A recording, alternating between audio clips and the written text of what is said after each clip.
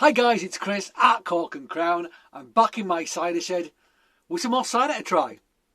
A very cold, very damp cider shed. The things I do for cider and for perry, actually, because today is a perry. It's what I've been meaning to try for ages. I think it's been out for a little while, not sure. But it's an annual release that we all look forward to. It's from Ross-on-Wye, and it is their Flakey bark.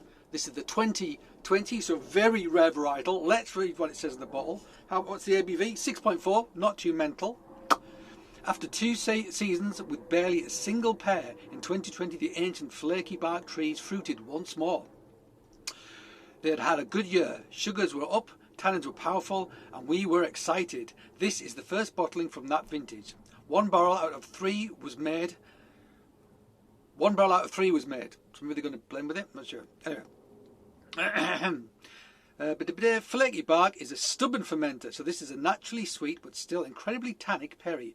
It is stupid and unique, and if you embrace the weird and wonderful flavour that is the natural expression of this pear, pure delight. I'm not sure I made any sense when I read that, but it's a little bit, the way it's phrased and written is a bit odd. It's not just me, I'm sure it's not just me. Also, it's very small, it's on this, whatever, anyway. Basically, it's rare stuff. The last one I had, I think, was what have I got up here?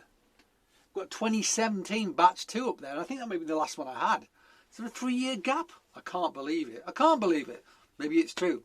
Anyway, let's open this mofo and try it. Up, way, nice pop, smoking gun. This is a sparkling perry. Naturally sweet, it said 6.4. Must have had a bit of sugar in it if it's got some sweetness, and it's 6.4. Great colour.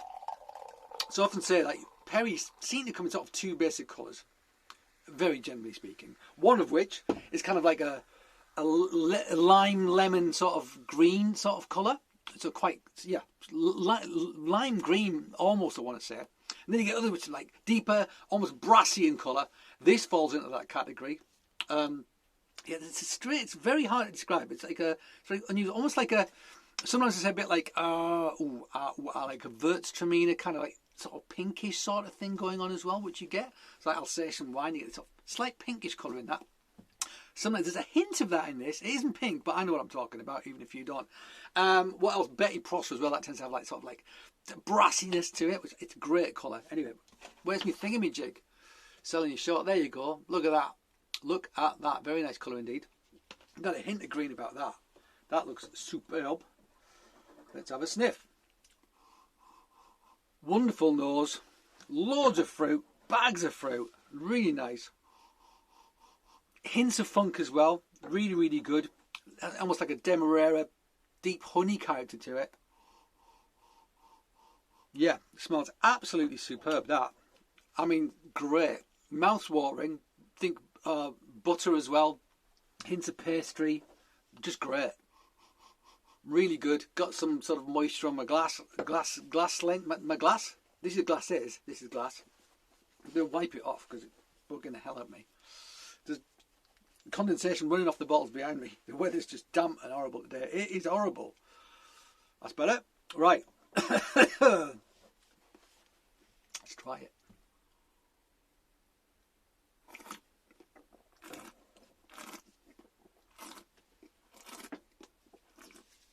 Holy moly, they were not wrong. Naturally sweet, and it's pretty sweet. It is pretty sweet, let me tell you. Tannic, oh yeah, there is tannin as well. Astringency on the teeth. Wow. Wow.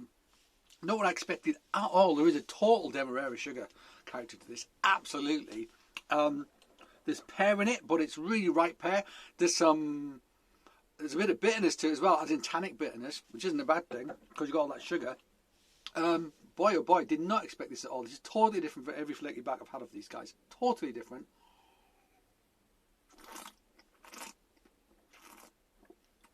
Hint of funk. Ball tannin.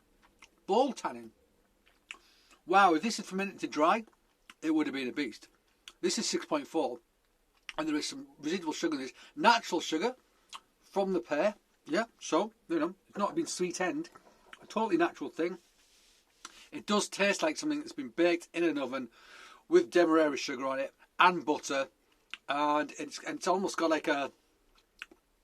It's almost got slightly charred on the top in a nice way. Just a little, like it's browned a bit on the top. Almost got a little bit black almost. But, wow.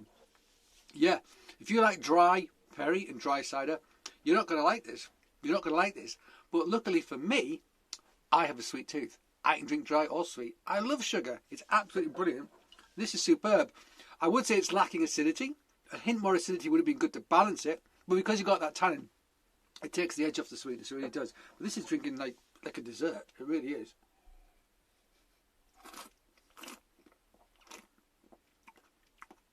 Yeah. Tannin, sugar, big, beefy, like a dessert, like a tart, like some sort of tart that's been baked in the oven, basically. Yeah, totally unexpected. Totally unexpected. Very, very interesting. If you like things with a little bit of sweetness, get yourself some of this Flakey Bar 2020 from Ross-on-Wye. I picked this up ages ago at the farm, but I haven't been able to place an order for anything yet. So if they've got any of this left, I think I'll go for it, because people like a little bit of sweetness. This is totally unlike Ross. Usually this stuff is bone dry, very rarely has much sugar, residual sugar. This is the exception.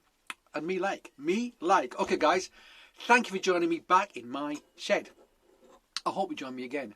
But until that time, cheers.